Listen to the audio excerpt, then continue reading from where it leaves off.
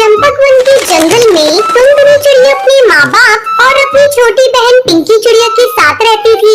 टुनटुनी अपनी छोटी बहन को बहुत प्यार करती थी। उसके माँ बाप किसान थे। जब वो खेत पर काम करने चले जाते थे तब टुनटुनी अपनी बहन की देखभाल करती थी। एक दिन जब टुनटुनी के माँ बाप खेत से घर वापस लौटे तो टुनटुनी अपनी माँ से कहती है, माँ दूध खत्म हो गया है और पिंकी कब से रोई जा रही है, तुम मुझे पैसे दो, मैं पास वाली दुकान से जाकर दूध खरीद कर लाती हूँ। टुनटुनी अपनी माँ से पैसे लेकर जाने लगती है। तभी पिंकी चिड़िया रोने लगती है। अरे टुनटुनी चिड़िया, इसे भी अपने साथ लेती जा, थोड़ा ये भी बाहर घूम लेगी। अच्छा माँ, मैं पिंकी को भी अपने साथ ले जाती हूँ। थोड़ी देर बाद जब टुनटुनी चिड़िया दूध लेकर लौटती है तो देखती है कि उसके मम्मी पापा को किसी ने जान से मार दिया है। दोनों खून से लथपथ पड़े थे। अपने माँ बाप की ये हालत देखकर टुनटुनी चिड़िया रोने लगती है।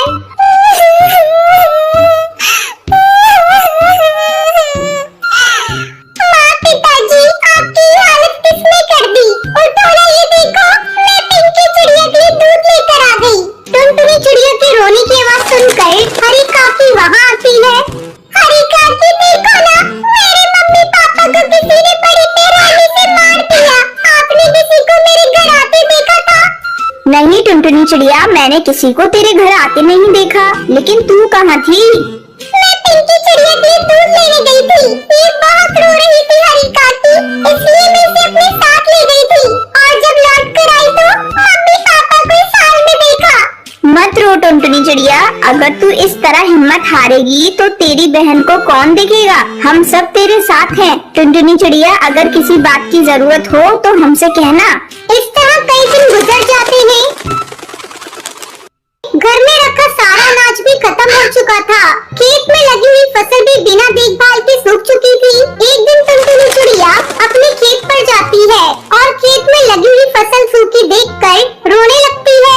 क्या करूं? घर में अनाज का एक भी दाना नहीं है और माँ पिताजी ने जो फसल लगाई थी वो भी सूख चुकी है। अब दोबारा से खेत में फसल उगानी होगी।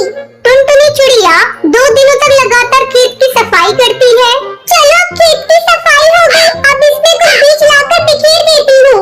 टुनटुनी चिड़िया अपने घर जाती है। तभी रास्ते में उसे बंटी कबूतर मिलता है। बंटी कबूतर टुनटुनी चिड़िया का बहुत अच्छा दोस्त होता है। वो टुनटुनी से कहता है, अरे टुनटुनी चिड़िया, ऐसे उदास होकर तुम कहाँ जा रही हो? मुझे अपनी परेशानी बताओ।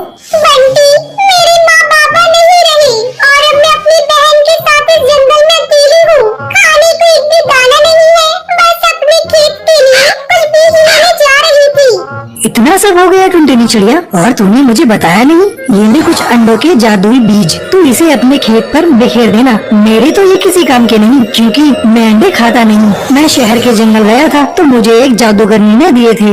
तुम्हारा बहुत बहुत धन्यवाद। अब मैं इन बीजों को ही अपने खेत में बिखेर देती हूँ। अब टुनटुनी चिड़िया अपने मम्मी पापा की तस्वीर देखकर कहती है, आज हम लोग खेत में अंडों के जादुई बीज बिखेरने जा रहे हैं। आप लोग आशीर्वाद दीजिएगा कि हमारी फसल बहुत अच्छी हो।